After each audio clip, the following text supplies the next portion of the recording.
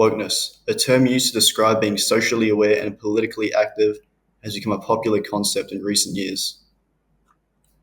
But as time's gone by, the movement has lost its authenticity and been watered down into a corporate money grab in modern films. The movement first made its way into the film industry to empower women and be inclusive of a variety of minorities such as African Americans and the LGBTQ community. Themes of social justice have been around in films for a very long time, but a defining moment for wokeness was in 2015 when Mad Max Fury Road was released.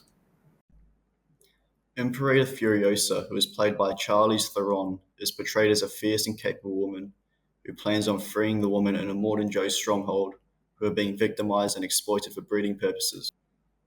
This movie does everything right in its empowerment of women because it is used as a continuation of the franchise's long-standing focus on rebellion against authoritarianism and survival in a harsh political world, as opposed to an uncalled-for shift from non-woke to woke perspective.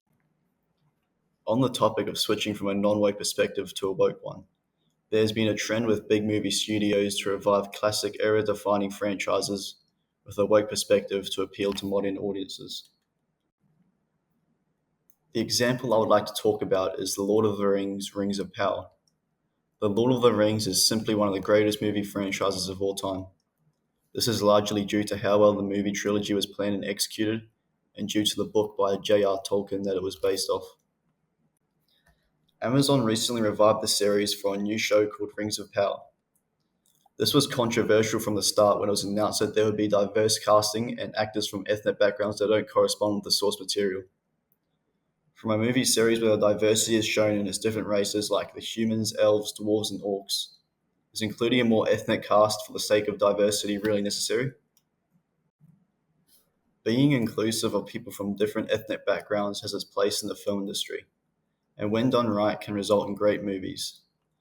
But for the revival of a franchise where its success was a result of staying true to the original story of triumph against evil, including diverse characters seems unnecessary and forced and just results in tainting the legacy of the original trilogy, as well as abandoning the majority of its fan base. Now we highlighted some positives and negatives in wokeness in films. Let's talk about what I think wokeness is really about: the money grab. Wokeness in modern films has been becoming increasingly commercialized. Studios and filmmakers use the movement as a marketing tool rather than a genuine attempt to address social issues. This has been done by creating malicious marketing campaigns that highlight their film's progressive values, like trailers, posters, and social media posts that emphasize the diversity of the cast and crew, and the film's commitment to promoting social justice. An example of this is back in 2018 during the release of Black Panther in China, when the official poster of the film was released. The original poster featured the main character T'Challa staring at the palms of his hands.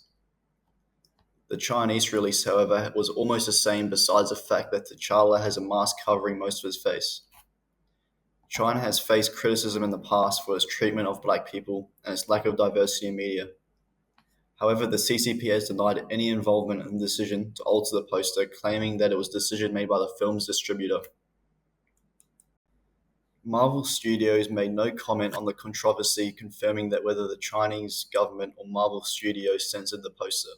Their lack of action regarding it confirms a commercial motivation for appealing to China's massive audience.